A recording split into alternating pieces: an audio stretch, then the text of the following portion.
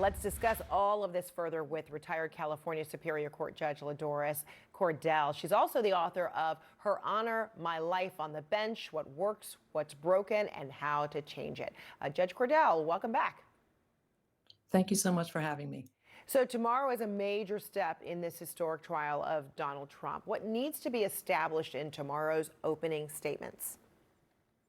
Well, I'm glad you called it a statement because some people erroneously call it an opening argument. It is not an argument. The opening statement is the first time that the jury gets to hear from the lawyers aside from jury selection.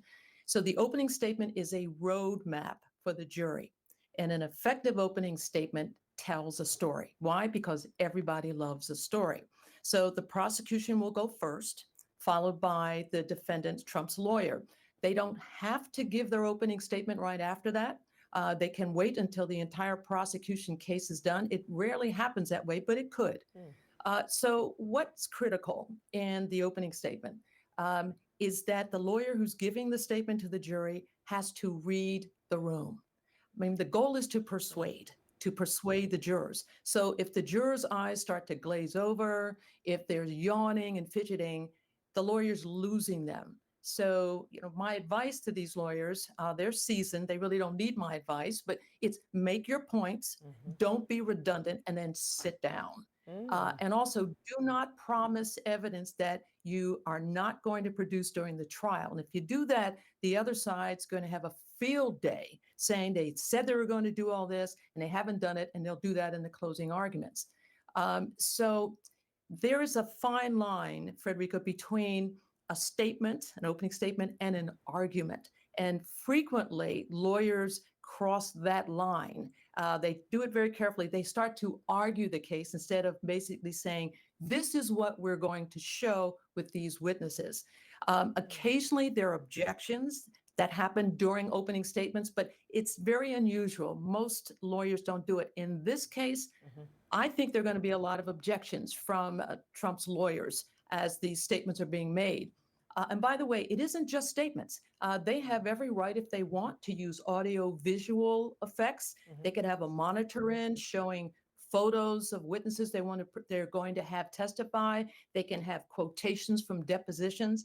All of this, again, is to tell a story, to get the jurors, to keep them very interested and get the jurors to like them. So finally, I seriously doubt that Donald Trump will be able to contain himself during the prosecutor's opening statement. He has to sit there quietly, not show any emotion, when the prosecutor starts talking about what they intend to prove and all of these allegations against him, which do not make him look good and which he has consistently denied. So if he fails to contain himself during the opening statements, if he starts saying something or conducts himself in a manner that is absolutely inappropriate or disruptive, then you know what? He'll be facing a contempt charge in addition to the 10 contempt violations he's going to face on Tuesday. Oh, well, let's talk about that Tuesday, potentially.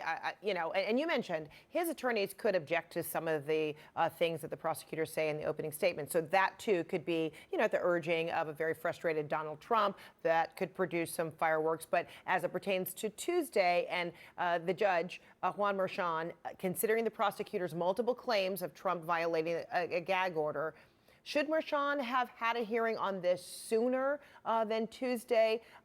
Will this be an interruption of flow of information to the jurors? You talk about reading the room. After hearing opening statements tomorrow and then Tuesday, there's going to be this, hearing on these potential contempt, charges. How does that go? Right, and that's a very good point you've made. The contempt hearing will not be in the presence of the jury. And this is based upon 10 violations that are alleged by the prosecutor. And this is criminal contempt, not civil contempt. Civil contempt basically is you have not complied with an order because you just haven't done something. And it usually comes up in divorce cases where one spouse hides the assets of another and the judge says, produce the money. And the person says, no, the judge locks up the person until the person says, this is where I put the money. So basically in civil contempt, the person has the key, holds the key to the jail cell. All they have to do is give up the information. Criminal is different. The act has been done. So the allegation here in criminal is that he has violated the gag order 10 times by posting on social media and posting on his website. So this is out of the hearing of the jury. Okay. It is a criminal proceeding. The prosecutor has to prove each violation beyond a reasonable doubt. And actually, if the defendant also has a right, Trump has a right to assert the Fifth Amendment against incrimination and not say anything at all. Oh my gosh, that's And then fascinating. if the case is proven, Uh-huh. then the judge then imposes punishment. Okay, and last we spoke, you said Judge Merchan, needs to tell the former president possibly to bring a toothbrush next time he violates the gag order. On the other hand, does the judge, have to be particularly careful not to take any bait, so to speak, or give the defense room for potential appeal later?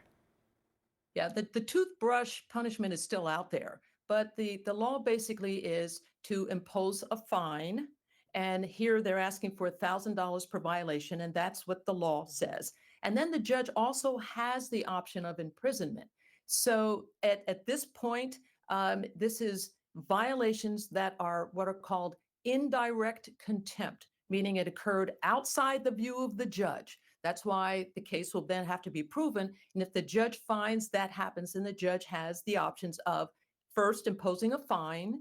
And, a fine is not going to do much for Donald Trump to deter. So you want to, with the punishment, deter the conduct. You want to punish, but also deter the conduct. A fine's not going to deter him because he'll just go to his MAGA base and raise the money to pay a fine. But it is the first step.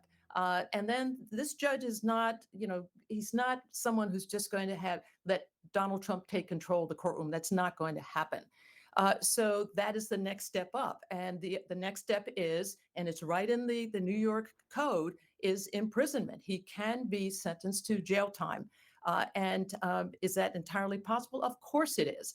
So if there is this indirect contempt outside of the view of the judge, and then there's direct contempt if he acts out in the courtroom, the judge is not going to have any option left but to have a jail cell, tell him to bring the toothbrush, and maybe that will get through to Mr. Trump. Wow, fascinating. I cannot wait to hear your point of view after what could be a very fascinating week. Even though cameras are not in the courtroom, we've got reporters who will be in the courtroom who will be able to give us detail of the goings on. All right, Judge Judge Cordell, thank you so much. You're welcome.